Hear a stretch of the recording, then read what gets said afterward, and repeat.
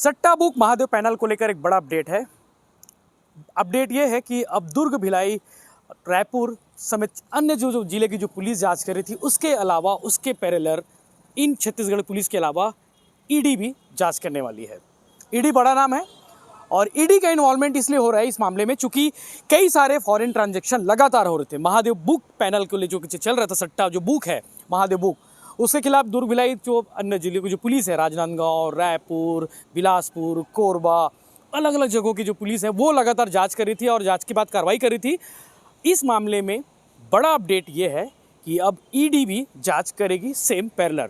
मतलब दुर्ग पुलिस अब तक ये जांच कर रही थी कि 420, 151 समेत अन्य जो धारा थे, सट्टा के जो धारा थे उसके तहत कार्रवाई करी थी। धोखाधड़ी भी इस मामले में था, धोखाधड़ी की पुलिस जांच करेगी, सट्टा मामले की भी जांच कर ही रही है, 151 के तहत ये भी जांच कर रही है। तो अब ईडी जो है, जो फॉरेन ट्रांजैक्शन हो रहे हैं, जो महादेव बुक का पैसा आ रहा है, महादेव बुक का पैसा लेना देना हो रहा है, इस मामले की जांच करेगी।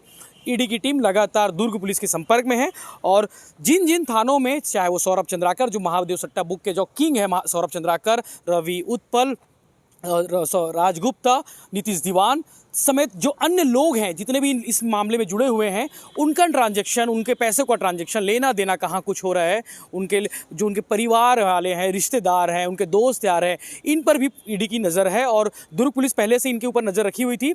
तो इनके खिलाफ में जो पांचों मास्टरमाइंड हैं, इनके खिलाफ में मोहन नगर थाना, कोतवाली दुर्ग, छावनी, भिलाई नगर, अन्य थानों में, अलग अलग थानों में केस दर्ज है। 420 से लेकर अलग अलग धाराओं में 7-8 धाराएं हैं, हम पहले इसके बारे में बता चुके हैं। तो अब जो है ईडी की टीम संपर्क कर चुकी है दुर्ग पुलिस के और दुर्ग पुलिस से तमाम दस्तावेज भी ले चुकी है, कई जरूरी जानकारी भी ले चुकी है। दुर्ग एसपी डॉक्टर अभिषेक पल्लव ने इस बात की पुष्टि अखबार को दिए एक बयान में पुष्ट किए हैं और उन्होंने साफ कहा है कि हालांकि सूत्र ये कह रहे हैं कि जो ईडी की जो टीम है, ईडी के जो लोग हैं, ईडी के अधिकारी हैं, ईडी जो है लगातार इस मामले को लेकर नजरें बनाई हुई थी। चूंकि बड़ा मामला है, ट्रांजैक्शन बहुत बड़ा है, फॉरेन ट्रांजैक्शन है और अब तक लगातार पुलिस कार्रवाई ये कर रही कि 24 करोड़ से ज़्यादा के ट्रांजैक्शन दुर्ग पुलिस खुद ही फीस कर चुके हैं, अलग अलग जो बैंकों में जो ट्रांजैक्शन हुए थे। इसके अलावा पासबुक को भी इन्होंने, बैंक पासबुक थे उसको, अकाउंट को बंद करा दिए हैं।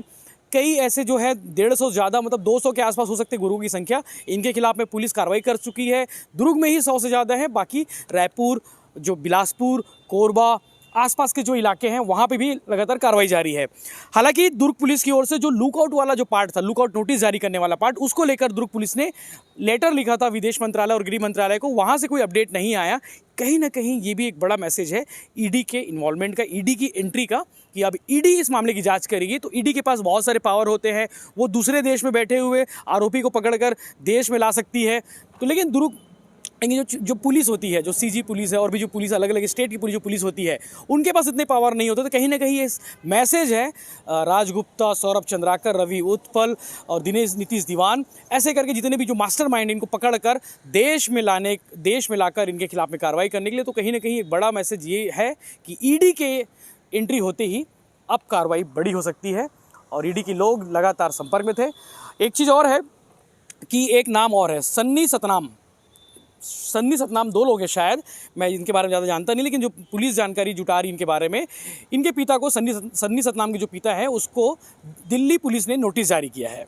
नोटिस जारी ये किया है कि आपके पास जो ट्रांजैक्शन हुए हैं, उसके अकाउंट में जो ट्रांजैक्शन हुए हैं, सन्नी सतनाम के जो पिता के अकाउंट में ट्रांजैक्शन हुए हैं, वो पैसा कहीं ना कहीं महादेव ऐप का है। और सन्नी सतनाम जो है, जो सहदेव, जो आरक्षक, जो सस्पेंड हुआ है आरक्षक, उसके संपर्क में आते ही उसकी एंट्री महादेव में हुई थी।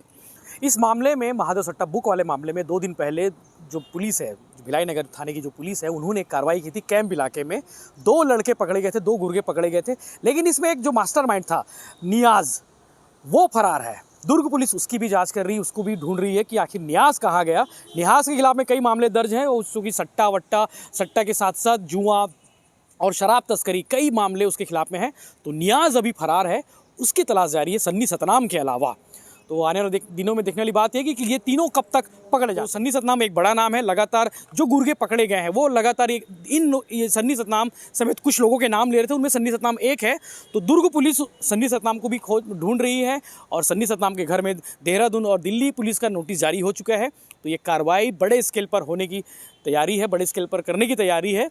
तो आने वाले समय में हम आपको लगातार अपडेट्स देते रहेंगे। देखते रहिए भिलाई टाइम्स, चैनल को सब्सक्राइब करें और हमारा एक और चैनल है वो भी आप सब्सक्राइब कर लीजिए, भिलाई टाइम्स अनकट, वहाँ पे बहुत कुछ अनकट मिलता है। और इंस्टाग्राम चलाते हैं, इंस्टाग्राम में रील्स देखते हैं, इंस्टाग्राम में पोस्ट देखते हैं, तो भिलाई टाइम्स CG हमारा इंस्टाग्राम आईडी है, वहाँ पे भी आप फॉलो कर सकते हैं, वहाँ पे भी प्यार दे सकते हैं, क्योंकि हम वहाँ पे भी बहुत सारे अपडेट्स डालते हैं जो हम इस पे नहीं डाल सकते। और दिन भर खबरों से, पल पल की खबरों से बने रहने के लिए भिलाई times.com वो ज़रूर पढ़ें। धन्यवाद।